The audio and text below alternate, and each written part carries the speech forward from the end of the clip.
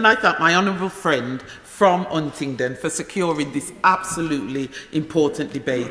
Knife crime continues to cast a dark shadow over our communities, claiming young lives, shattering families, and leaving a trail of devastation in its wake. Last year in Birmingham, 10 people were stabbed every week, a statistic that is both alarming and unacceptable.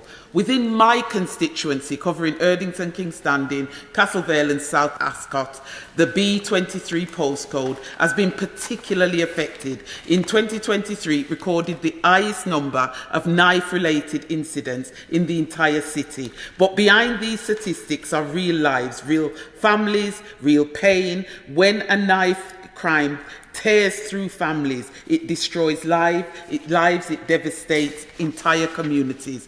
Madam Deputy Speaker, just weeks ago, this crisis struck my family, turning our world upside down. My nephew, a kind-hearted, wonderful young man, was brutally attacked in an act of senseless knife violence. His crime was being in the wrong place at the wrong time.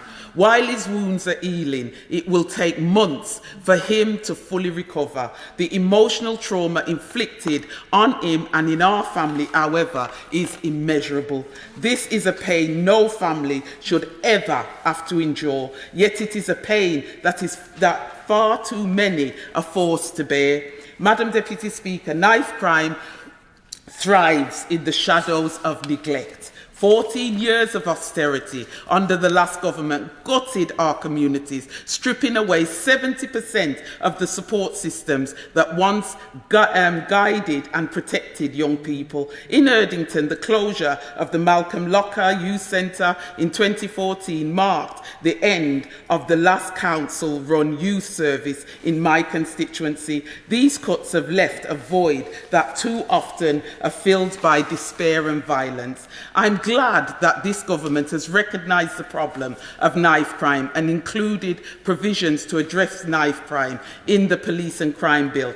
But we can and we must do more. Madam Deputy Speaker, I've always said that prevention is better than cure. And while the police play a vital role in tackling crime, a sustainable solution requires a preventative, community-led and partnership-driven approach. In Birmingham, we have inspiring examples of organisations like Bringing Hope, who I've worked with for many years, who are working relentlessly to tackle knife crime amongst young children and young people. Similarly, the YMCA in Erdington is unwavering in its dedication to our young people.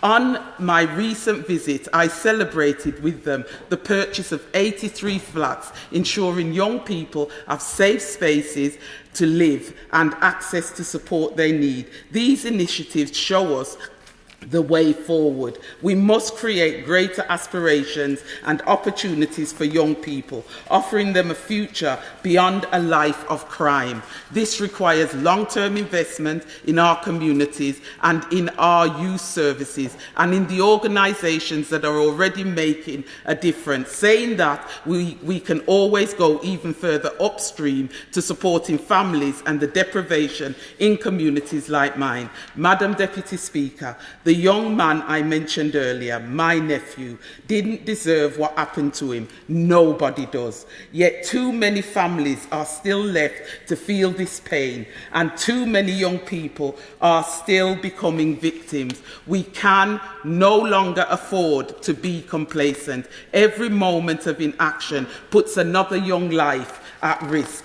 Madam Deputy Speaker, we must come together across the House and within our communities to break this cycle of violence. Thank you. Yeah.